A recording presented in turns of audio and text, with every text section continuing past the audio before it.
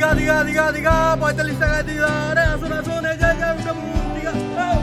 এটাই এখন কিন্তু নেম আর নাম্বার চেঞ্জ হয়ে চলে যাবে পুরো দীঘার উদ্দেশ্যে। আমি ট্রেনে উঠবো। আমি কোথা দিয়ে উঠবো ট্রেনে? আমি ট্রেনে কোথা থেকে উঠবো? এখানে তো বসার জায়গা। আরাম আর ধরে না, এতই যখন আরামের দরকার তাহলে এটা 4 চাকা করে কেন যায় না বুঝতে পারি না।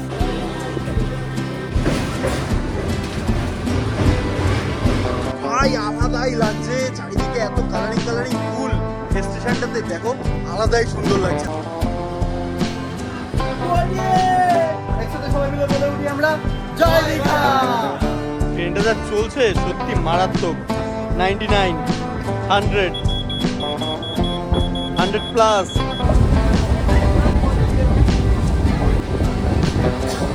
ও জাস্ট রক। এটা সাউথ ইস্টার্নের পিঙ্কি। দাদু আমরা কি দীঘা পৌঁছে গেলাম? তো বন্ধুরা, ট্রাভেলার প্রভাস চ্যানেলের আরো একটা নতুন ভিডিওতে তোমাদের সবাইকে স্বাগত জানাচ্ছি। আমার বর্তমান লোকেশন এখন হাওড়া স্টেশন। পেছনেই রয়েছে আমার আইকনিক হাওড়া ব্রিজ, আর সামনেই রয়েছে ভারতবর্ষের সব থেকে বড় রেলওয়ে স্টেশন হাওড়া। আর এই হাওড়া থেকে আজকে আমি যাব দীঘা। ঘড়ির কাঁটায় এখন সময় 5:45। এখান থেকে ট্রেন ধরবো, যাবো সাঁতরাগাছি। সাঁতরাগাছি থেকে রয়েছে দীঘা লোকাল, সেই ট্রেনে করে যাবো কিন্তু আমরা ডিরেক্ট দীঘা পর্যন্ত। তো চলো একে একে সবকিছু তোমাদেরকে দেখাচ্ছি। হাওড়া স্টেশন থেকে দীঘা পর্যন্ত ডিরেক্ট লোকাল ট্রেনের টিকিট কেটে নিলাম, আর এই টিকিটের ভাড়া পড়ছে মাত্র 45 টাকা। আওয়াজ কি ভিড় হাওড়া স্টেশনে।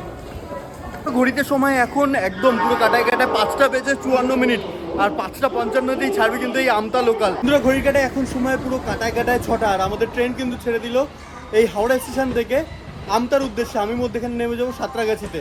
তো সাঁতরাগাছি থেকে রয়েছে আমার দীঘার ট্রেন। তোমাদের সাথে একবারে সাঁতরাগাছিতে পৌঁছে আবার কথা হচ্ছে।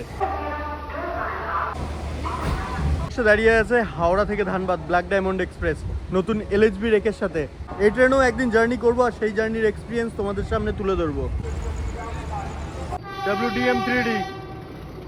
আমাদের ট্রেনের পেছনেই আসছে Howrah Rourkela Vande Bharat express, Indian railways এর কিং।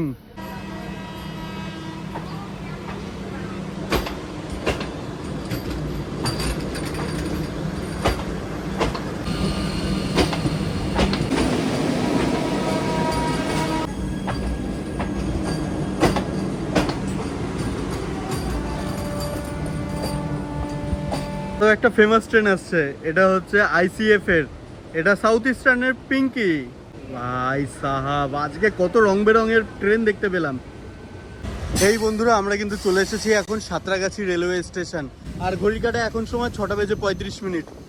সালা আধা ঘন্টার উপরে লেগে গেল এই হাওড়া স্টেশন থেকে সাঁতরাগাছি স্টেশন পর্যন্ত আসতে। চলে এসেছি কিন্তু একদম সাঁতরাগাছি রেলওয়ে স্টেশনে, আর আমরা দাঁড়িয়ে আছি এখন 4 নম্বর প্ল্যাটফর্মে। সাহাব, হাওড়া স্টেশন থেকে এই সাঁতরাগাছি স্টেশন পর্যন্ত এলাম আমতা লোকালে করে। একটা টাইম আমার রীতিমতন ভয় লেগে গেছিলো যে আদৌ কি আমি এই ট্রেনটা পাবো। এই 4 নম্বর প্ল্যাটফর্ম থেকে ছাড়বে দীঘা যাওয়ার ট্রেন। পেছনে দাঁড়িয়ে রয়েছে আজকে আমাদের ট্রেন। এই ট্রেনটি এলো হচ্ছে মেচেদা থেকে সাঁতরাগাছি পর্যন্ত। এখন কিন্তু এখান থেকে আবার নেম আর নাম্বার চেঞ্জ হয়ে চলে যাবে পুরো দীঘা পর্যন্ত। সময় 6:50, আর নির্ধারিত সময় থেকে জাস্ট 5 মিনিট লেটে আমাদের ট্রেন কিন্তু ছেড়ে দিল সাঁতরাগাছি জাংশন রেলওয়ে স্টেশন থেকে। এরপরে আমাদের ট্রেন কিন্তু পুরো পরপর পাঁশকুড়া পর্যন্ত দাঁড়াতে যাবে। মাঝে বেশ অনেকগুলো হল্ট করবে।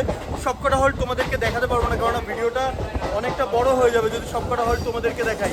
তোমাদের সাথে আবার বড় বড় যেই স্টেশনগুলো আছে সেই স্টেশনগুলো দেখাবো। সাঁতরাগাছি থেকে এই মেচেদা লোকাল ছাড়বার পরে কিন্তু ট্রেনে মোটামুটি এইরকম পরিমাণে ভিড় রয়েছে, সেরকম কিন্তু বেশি একটা প্যাসেঞ্জার নেই। এবার দেখা যাক যে প্যাসেঞ্জার কোন স্টেশন থেকে বেশি পরিমাণে ওঠে। এখন আমাদের ট্রেন ঢুকছে কিন্তু উলবেড়িয়াতে।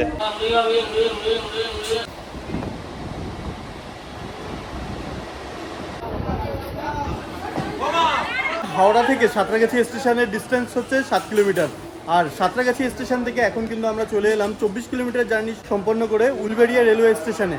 তো এখানটাতে কিন্তু বেশ অনেক প্যাসেঞ্জার ট্রেনটাতে উঠলো। চলো ট্রেনের ভেতরকার পরিস্থিতি তোমাদেরকে দেখাই।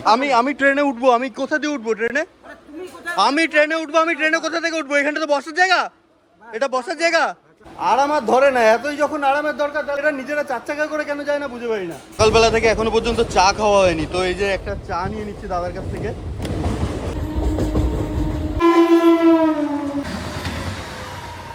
সামনে থেকে একটা এক্সপ্রেস ট্রেন আসছে ফ্ল্যাট 130-এ, WAP7। वो जस्ट रॉक।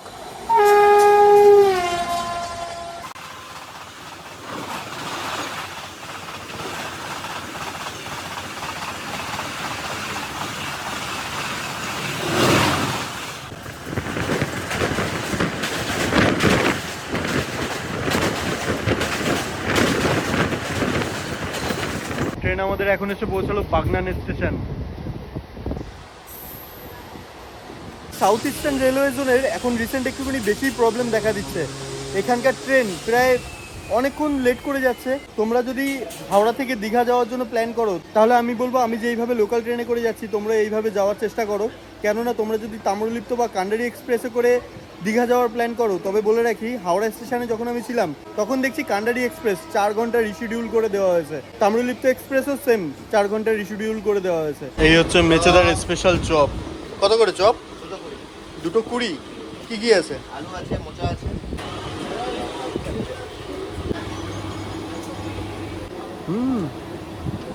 বেশ দারুণ টেস্ট কিন্তু এই মোচার চপ। এর জন্যই বলি মেচেদার চপ এত ফেমাস কেন। তোমরা যারা মেচেদার এই লাইনটাতে আসবে অবশ্যই এই মেচেদার আলুর চপ বা মোচার চপটা টেস্ট করে দেখবে, মারাত্মক টেস্টি খেতে। আমাদের পরিবেশে বিষ মেশানো হচ্ছে কিভাবে দেখো। প্রযুক্তি যত উন্নত হবে তত তো পরিবেশ দূষিত হবেই। বন্ধুরা আমরা এখন এসে পৌঁছে গেছি দেউলটি স্টেশন। আর এই দেউলটি স্টেশনের পরেই কিন্তু রয়েছে কোলাঘাটের ব্রিজ। কোলাঘাটের ব্রিজটা যখন আমরা পার করব সেই মুহূর্তটা তোমাদেরকে দেখাবো। এই আমাদের ট্রেন বন্ধুরা আস্তে আস্তে প্রবেশ করছে রূপনারায়ণ নদীর উপরে নির্মিত কোলাঘাটের রেল ব্রিজের উপরে। ও আলাদাই একটা ভাইবস লাগছে এখান থেকে। আর পাশেই দেখো কোলাঘাটের ব্রিজের ওই পাশের হচ্ছে ডাউন লাইন। কোলাঘাটের ব্রিজ।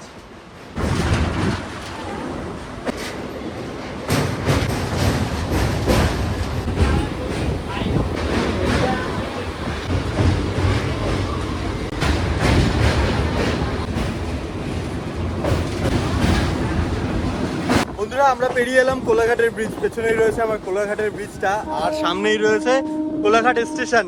ভাই আলাদাই লাগছে, চারিদিকে এত কালারিং কালারিং ফুল স্টেশনটাতে দেখো, আলাদাই সুন্দর লাগছে, আলাদাই সুন্দর। এখানটাতে রয়েছে এই যে কৃষ্ণচূড়া গাছ, তারপরে বিভিন্ন রকমের গাছ রয়েছে এই কোলাঘাট স্টেশনে।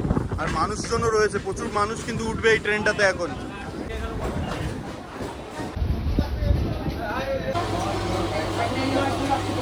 ঘড়ির কাঁটায় বর্তমান সময় 8:20 আর আমাদের ট্রেন কিন্তু ছাড়লো মেচেদা রেলওয়ে স্টেশন থেকে।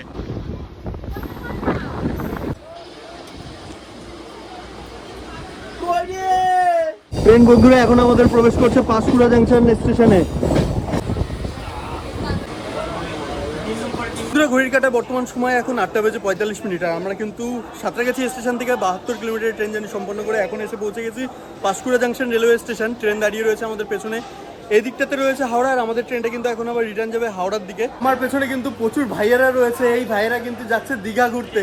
তো বন্ধুরা ভাইয়েরা একসাথে সবাই মিলে বলে উঠি আমরা জয় দীঘা। ঘড়িতে সময় 8:55 আর আমাদের ট্রেন কিন্তু ছেড়ে দিল পাঁশকুড়া জাংশন রেলওয়ে স্টেশন থেকে। আর আমাদের ট্রেনটা কিন্তু টুয়ার্ডস হাওড়ার দিকেই যাচ্ছে। আর এখান থেকে কিছুটা দূর গিয়েই কিন্তু আমাদের ট্রেনটা এই হাওড়া মেন লাইনটা ছেড়ে দিয়ে বাদিকে তমলুক লাইনে ঢুকে পড়বে। তোমাদেরকে দেখাচ্ছি ব্যাপারটা। ওই লাইনটা কিন্তু চলে যাচ্ছে সোজা হাওড়ার দিকে আর আমরা এখন ঢুকে যাচ্ছি তমলুকের দিকে, পেছনে চলে গেছে খড়গপুরের দিকে। তো ব্যাপারটা তোমাদেরকে বোঝাতেই পারলাম। বন্ধুরা আমরা কিন্তু এসে পৌঁছে গেলাম ঝা চকচকে তমলুক রেলওয়ে স্টেশনে। আর দেখো কত সুন্দর করে সাজানো হয়েছে এই স্টেশনটাকে, রং ঠং করে বেশ দারুণ লাগছে কিন্তু স্টেশনটা। আচ্ছা এই তমলুক স্টেশনটা কিন্তু অমৃত ভারত প্রকল্পের মধ্যে পড়ছে। আর এই স্টেশন থেকে কিন্তু প্রচুর প্যাসেঞ্জার দেখো ট্রেনটাতে উঠবে, দীঘার প্যাসেঞ্জার, সব দীঘা যাবে। ঘড়িতে সময় 9:25 আর আমরা কিন্তু এসে পৌঁছে গেছি তমলুক রেলওয়ে স্টেশনে। বেশ সুন্দর করে সাজানো এই তমলুক রেলওয়ে স্টেশনটা কিন্তু দেখো। এই যে বন্ধুরা ট্রেন কিন্তু আমাদের ছেড়ে দিল তমলুক রেলওয়ে স্টেশন।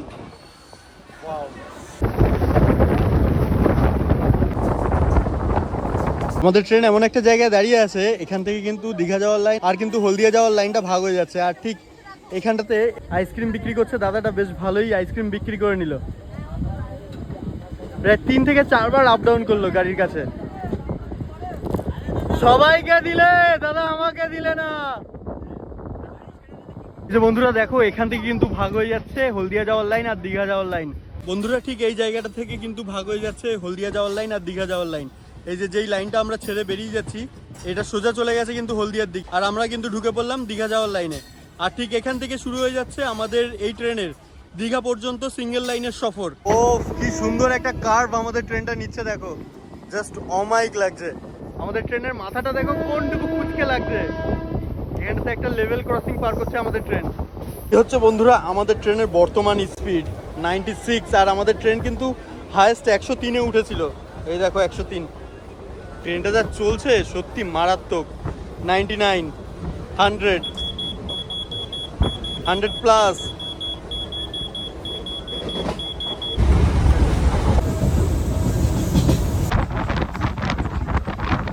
ঘড়িতে সময় সকাল 10টা, আর এই যে আমরা কিন্তু প্রবেশ করছি দেশপ্রাণ স্টেশন। তো নিরিবিলি একদম সবুজে মোড়া একটা স্টেশন, কত মানুষ এখানটাতে দাঁড়িয়ে আছে ট্রেনে ওঠার জন্য। আর সুন্দর ছোট ছোট শেড করা আছে, যেটা কিনা এই স্টেশনের সৌন্দর্য আরো বেশি বৃদ্ধি করে দিয়েছে।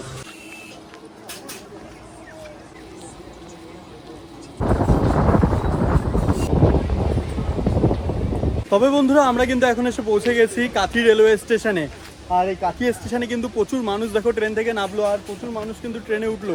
কাথি আসা মানে কিন্তু আমরা এখন এসে পৌঁছে গেছি দীঘার একদম দোরগোড়ায়। মানে কলকাতা থেকে দীঘা পর্যন্ত 80% রাস্তা কিন্তু আমরা ক্রস করে ফেলেছি, বাকি রয়েছে 20% রাস্তা। যত তাড়াতাড়ি পারবে তত তাড়াতাড়ি গিয়ে স্টেশনে পৌঁছে যাবো। ছেড়ে দিল বন্ধুরা আমাদের ট্রেন কাথি রেলওয়ে স্টেশন।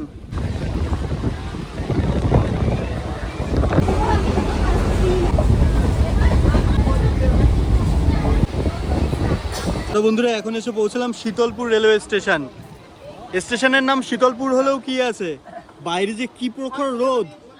আর এই স্টেশনের নাম শীতলপুর কারণ এখানটাতে প্রচুর মাছ চাষের ভেরি রয়েছে।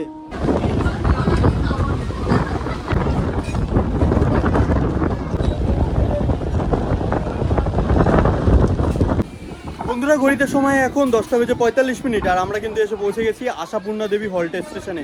আর এই স্টেশন থেকে কিন্তু মন্দারমণিটা খুবই কাছে। স্টেশন থেকে বাইরে বেরিয়ে টোটো অটো পেয়ে যাবে, সেই অটোতে বা টোটোতে করে কিন্তু তোমরা পৌঁছে যেতে পারবে একদম মন্দারমণিতে। ভাই সাহাব কি ফাঁকা স্টেশন, আর এখানটাতে যে কি সুন্দর হাওয়া দিচ্ছে, জাস্ট অসাধারণ অসাধারণ। মানে এখানকার আবহাওয়া জানান দিচ্ছে যে আমরা কিন্তু দীঘার কাছাকাছি পৌঁছে যাচ্ছি। Badalpur rail station. এই যে বন্ধুরা আমরা কিন্তু পৌঁছে গেলাম রামনগর স্টেশন। আর এই রামনগরের পরে টিকরা, টিকরার পরে দীঘা। চলে এসেছি দীঘার একদম দোরগোড়ায়। এ কাকা ভয় দিচ্ছে, কাকা বলছে দীঘা পর্যন্ত নাকি এবার টিকিট টিকিট করে চলবে।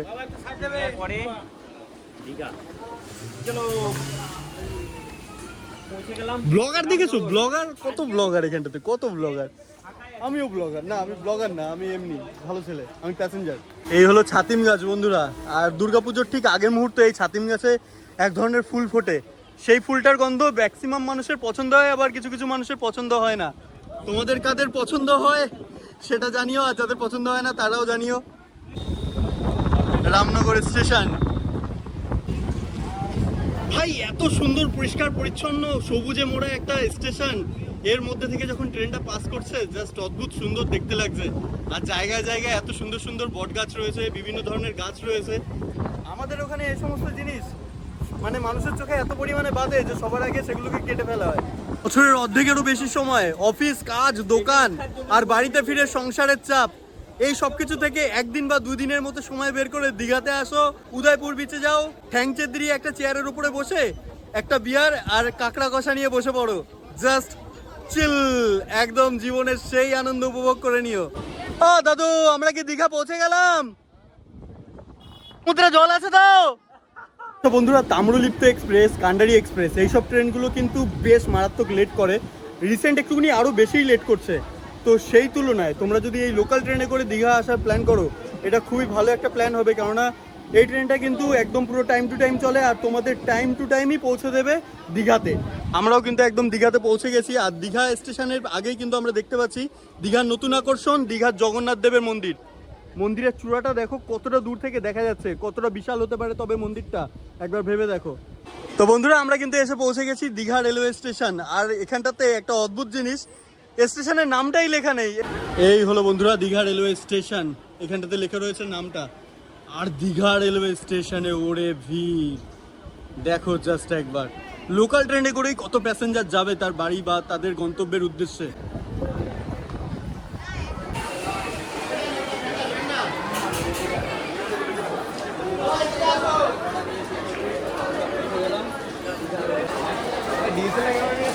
স্টেশন থেকে বেরোনোর আগে তো এখন একটা থাম্বনেইলের জন্য ছবি তুলতে লাগবে, আর থাম্বনেইলের ব্যাকগ্রাউন্ডে যদি ট্রেন না থাকে তাহলে সেই থাম্বনেইলে কোনো এনার্জি থাকে না। সুতরাং সেই কারণেই কিন্তু আমি চলে এসেছি একদম আমাদের লোকাল ট্রেনের সামনে। তো বন্ধুরা, ঘড়ির কাঁটায় এখন সময় 11:15, আর আমরা কিন্তু হাওড়া স্টেশন থেকে মাত্র 45 টাকায় এই যে লোকাল ট্রেন দেখতে পাচ্ছ, এই লোকাল ট্রেনে করে চলে এসেছি কিন্তু দীঘাতে। আর দীঘাতে আসার এই ট্রেন জার্নির ভিডিও তোমাদের কেমন লেগেছে সেটা আমাকে অবশ্যই কমেন্টস করে জানাবে। দেখা হবে তোমাদের সাথে পরবর্তী কোনো একটা ভিডিওতে। ততক্ষণের জন্য ভালো থাকবে, সুস্থ থাকবে, টাটা।